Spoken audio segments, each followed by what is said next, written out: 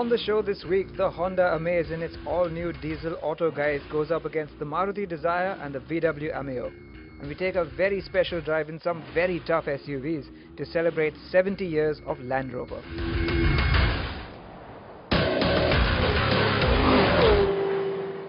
Compact sedans have really come quite a long way in the last 10 years, haven't they?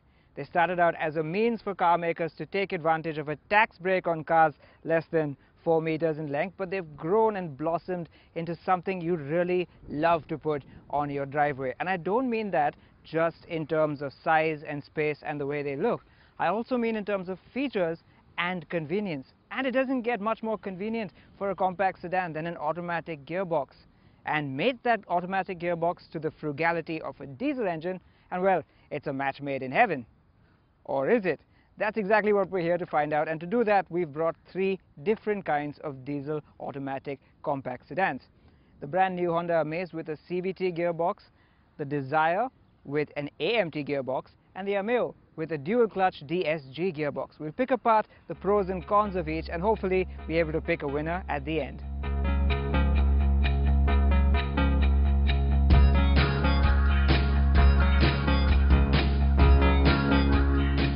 All these cars are available in the highest spec you can get for a diesel automatic. And while for the Dzire that means the fully loaded ZDI Plus and the Ameo the feature-packed Highline Plus, for the Amaze you only get it in the V trim, not VX. That means you miss out on a lot of features from the VX, like a touchscreen and a rear view camera, and overall it has the weakest equipment list in this test. The Dzire meanwhile gets highlights like automatic LED headlamps, while the Ameo scores for its auto wipers, cruise control and the auto dimming inside mirror. The new Amaze's dual-tone dashboard is well styled and material quality is hugely improved too, with a nice textured finish on many of the surfaces and buttons. The new front seats offer excellent shoulder support and get adjustable headrests, something that the old Amaze didn't have. You like the Dzire's large but soft front seats too, but what stands out more is the sense of space. It just doesn't feel like a compact sedan. What helps this is the beige upholstery, but unfortunately it also attracts dirt easily. We're also not fans of the tacky faux wood. That said, the dash looks neat, the dials look classy, and the flat bottom steering wheel is a sporty touch. The Ameo also gets a flat bottom steering, but it's the very German quality of the interior that will win you over. There's a solid thunk on door shut and the switchgear feels chunky. For all its quality, however, there's no getting around the fact that this is not a roomy cabin. And on the topic of space, let's check out what each of these cars offers in the back seat. Now, like the previous Honda Amaze, the back seat of this one is really rather impressive in terms of space. Dzire, who was driving, is over 6 feet tall, and I've left the seat in his driving position, and yet as you can see there's plenty of knee room, loads of headroom, and I've got pretty good support as well. It's even got a nice armrest with cup holders, and I get a good view out of the side as well. 2 bugbears, however, are that there are no rear AC vents and that the rear headrests are not adjustable, which is something you get in both the other cars. The Maruti Dzire too has a very spacious back seat. I think it might actually just edge the Amaze a little bit. It certainly does feel wider than the Amaze. Knee room is equally good if not better, and headroom does actually feel a little bit better. The armrest is placed nice and high, which is a good thing, and like I mentioned before, it does get a rear AC vent and adjustable rear headrest. The only thing that maybe draws it back is that the thigh support isn't quite as good as the Amaze, but overall I would say this is the best back seat of this trio. Now, if there is one obvious area that the Volkswagen Ameo falls short, it is the back seat. I've got the driver's seat, as with the other cars, set to Dzire Parto's driving position, and as you can see my knees are brushing up against it. Headroom again is okay, but taller passengers might find it an issue. The seat itself is not that uncomfortable, but then again it's just the space that creates an issue here. There is no rear armrest either, but it does at least get you an air conditioning vent and an adjustable rear headrest. And when it comes to boot space, the Amaze scores best with a class-leading 420 litres. And though the Dzire and Ameo lag behind with 378 and 330 litres respectively, their boots are at least well-shaped, so they're more usable than you might think. And now, let's get this show on the road.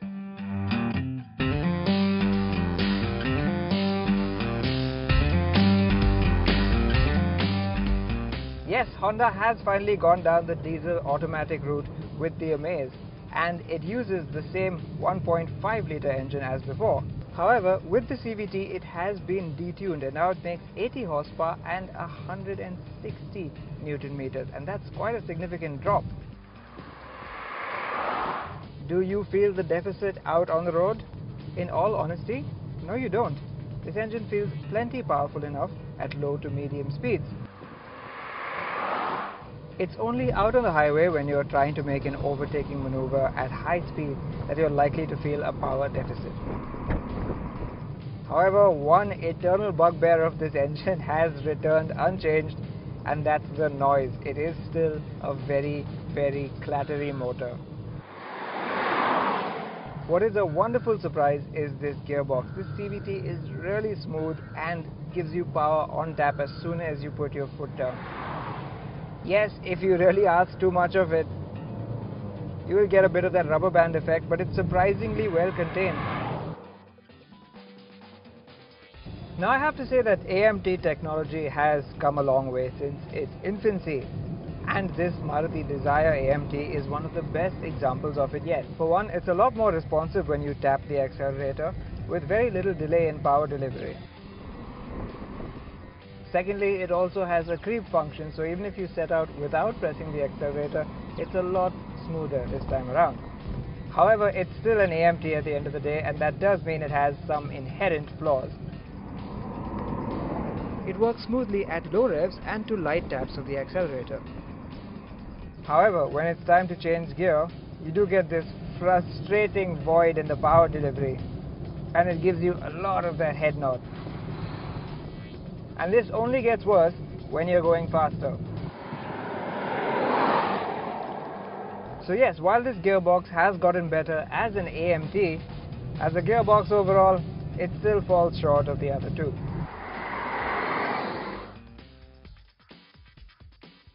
When it comes to the powertrain, the Volkswagen Ameo certainly does seem to have the edge, on paper at least.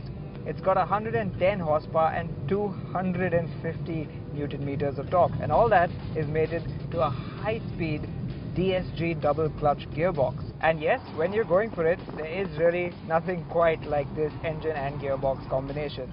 The power reserve is really, really strong, and upshifts are almost seamless. You can barely tell they're happening.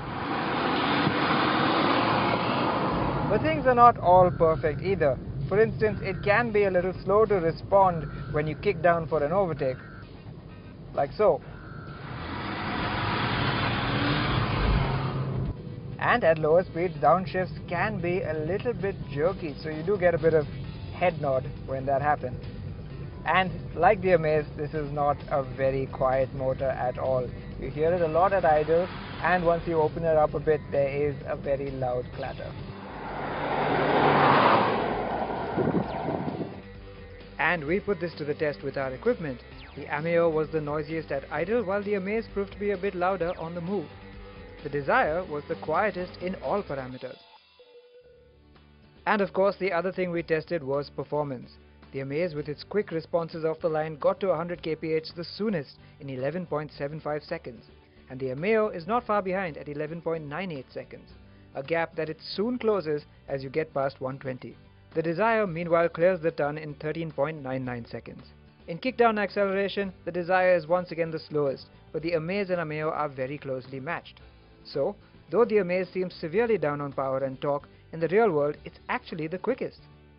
So that is how each of these engines sound, feel and performs with their very varied gearboxes. But it's also important to know how these cars ride and handle. And let's start with the Amaze. The way they've set up the suspension, it does a fantastic job of soaking up bumps. It's quite absorbent, but at the same time it's very compliant, so you don't get floated or bounced around too much. And it rides quite flat as well. The steering, yes, it's got a little bit of slack built into it, but it's actually better than most in this segment. Now in the Dzire as well, ride quality is rather good. In fact, all three of these cars ride really well. It is perhaps slightly stiffer sprung than the other two, so at lower speeds it does filter bumps into the cabin a little bit. But overall, in isolation, you wouldn't call it bad. However, one thing that this car must get severely marked down for is the steering. It's so light and so lifeless, it will actually steer itself if you leave it to its own devices. And I don't mean that in a good way.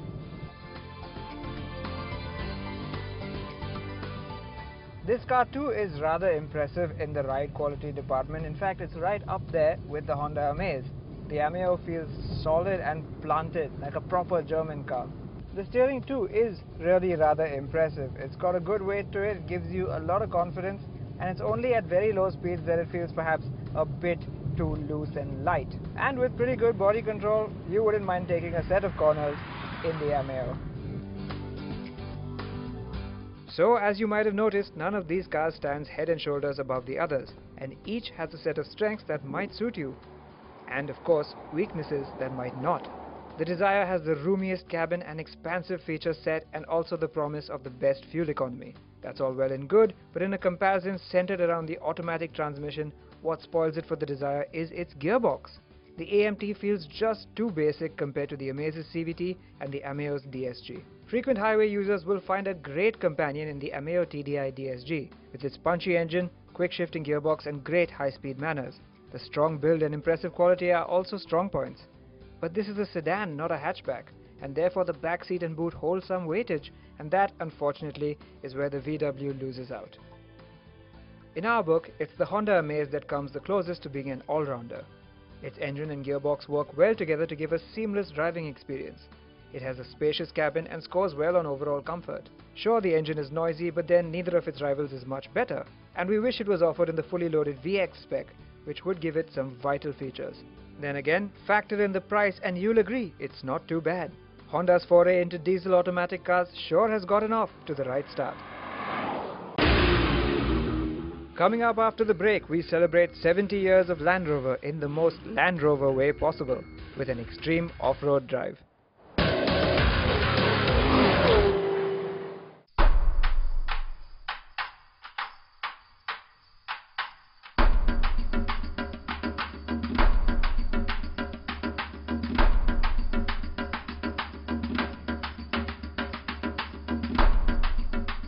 We're on an epic journey today, and it's really special because we're celebrating 70 years of Land Rover, and we've come to this small little town called Manibanjang, close to Darjeeling.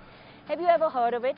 Well, I hadn't too before, but it's pretty famous, and it's because it has a whole load of Land Rovers. I mean, it's been amazing driving through this town. We've seen them on the left, we've seen them on the right, all over the place. Absolutely, and we have what is extremely rare lightweight with us. This one was specially made for the army to drop it from helicopters. It's even lighter than the standard Land Rover. This is a Series 2A that has been modified. It's got aluminium panels just like the original, but it's got the same. So that's aluminium has been in the history and the heritage from day one. Right here too. And we've got the two, the new and the old together. It's going to be a great drive.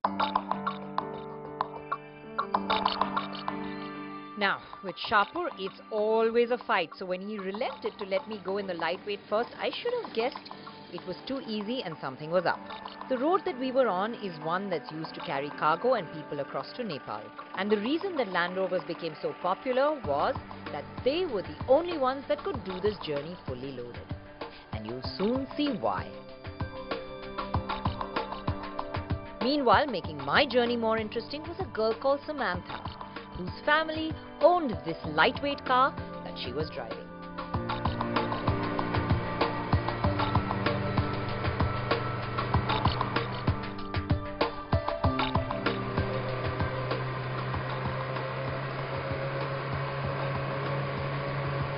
So I'm beginning my epic journey in somewhat an epic way.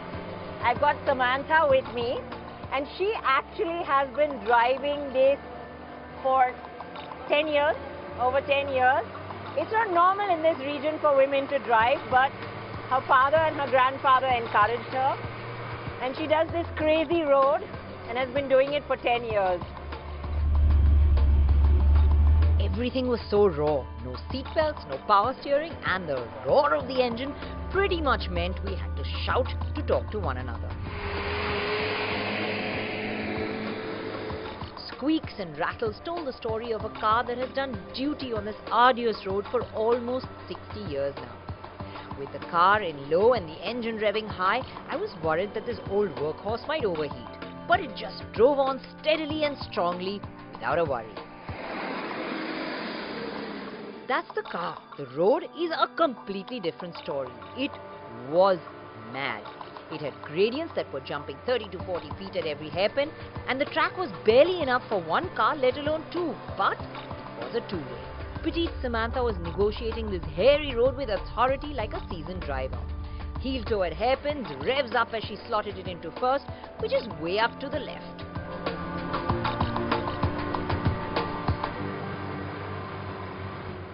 In the other car, Sharper was itching to change over, especially since the road was getting dangerously narrow to drive on. At the first stop, he was happy to hand over the wheel of the new Discovery and jump into the lightweight. And he had something else up his sleeve too.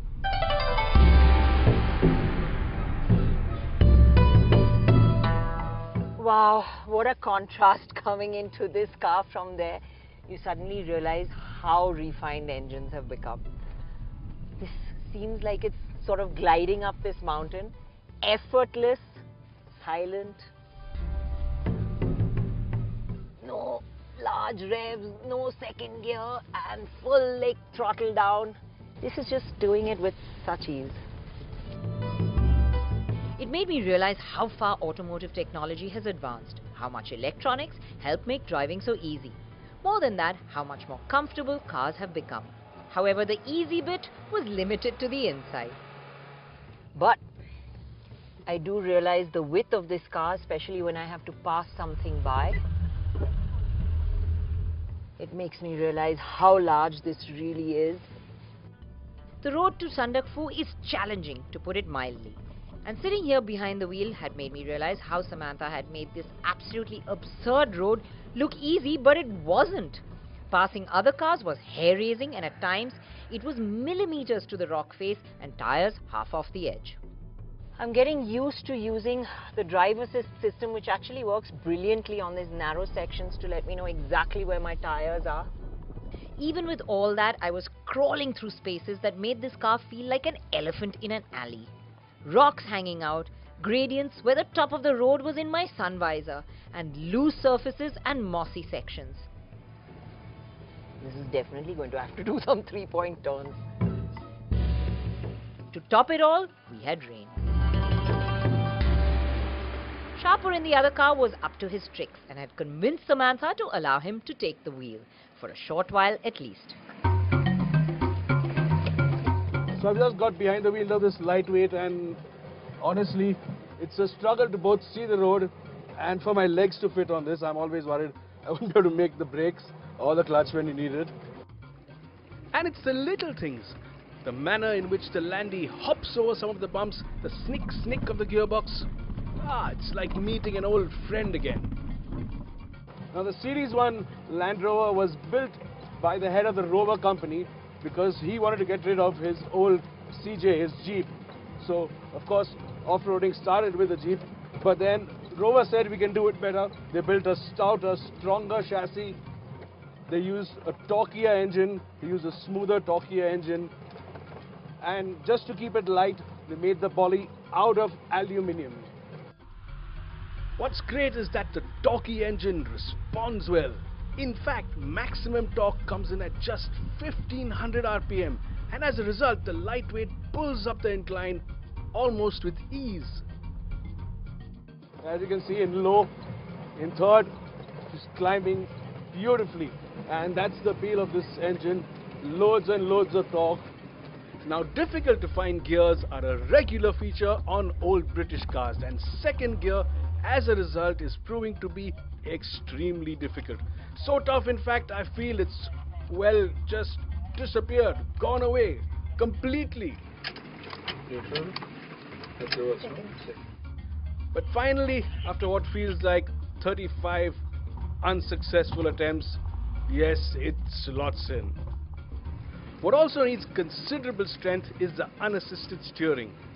Heavy, slow, and not too dissimilar from that of a tugboat, it makes a lightweight feel like it weighs 3 tons. And the problem here on these guard roads is that you need to go from left lock to right lock every few seconds. Just to think that this car is as old as me, 1971, and it's been given quite a hammering all these years over these roads, and it's still holding up. But these things are so hardy, they just seem to go on and on and on. Soon enough, Samantha wanted the wheel back as the road was going to get even worse, and we stopped for a quick changeover. This road is absolutely insane. It's crazy. It's absurd. I'm watching Samantha and you in front. She's just like squeezing past everything and going like it's like, you know, everyday normal. And I'm like watching the corners, edges, tires. Can you see the elevation? Look, my feet are at this level, at the height of my head, and it's only 10 meters away. And I think we have 15 more kilometers. And as I've been told, it gets even worse, even hairy, even tighter, and the road gets worse. Smartly, I handed the wheel back to Shapur to do the tightest section. So we're around 5 kilometers from Sandak Phu, which, believe it or not, is probably the maddest place in the world to take a car. And I'm back in the Discovery now, and it just feels so much bigger. And although the Land Rover, the lightweight, was very difficult to get the clutch working properly for me, because I had to compress my leg and drive it. This one, the challenge is quite different. It's about the size. Words fail me to describe what this road is like, and what a birthday party it had been. Fantastic. But I was glad to finally be on top. You know, it's only when I hopped between the two cars, because we were going, I was sitting with Samantha for some time, and then I drove the Discovery for a while, and then you drove the Discovery and I was there. So we were going back and forth between the cars, and I tell you, that's when I realized heritage. It's all there in both these cars. Yes, that one's raw. This one has all the aids and assists and does everything in a far more refined, smooth, easy manner. But you just see that heritage. I mean, both of them make something like this seem so dismissible. And you have the confidence, it just feels so strong, so secure. Apart from the fact that the clutch was here and the brake was here and I had to drive like this, our car was absolutely, it was doing it effortlessly, you know. Of course, you had to make a bit of effort, fine second, you know. I've never experienced something like this. This kind of, you know, I've been used to this, and you know, honestly, when you do this for the first time, and you have to reverse for a U-turn at this angle, and the car's like... Pretty much no road beneath you as well, this is a crazy drops road on either side. Guys, if you haven't done this drive, I have to tell you, it is worth coming out to this part of the country and driving this road from Chamong to Sandak Phu, which is what we've done today. It's a motoring experience in India you just can't miss.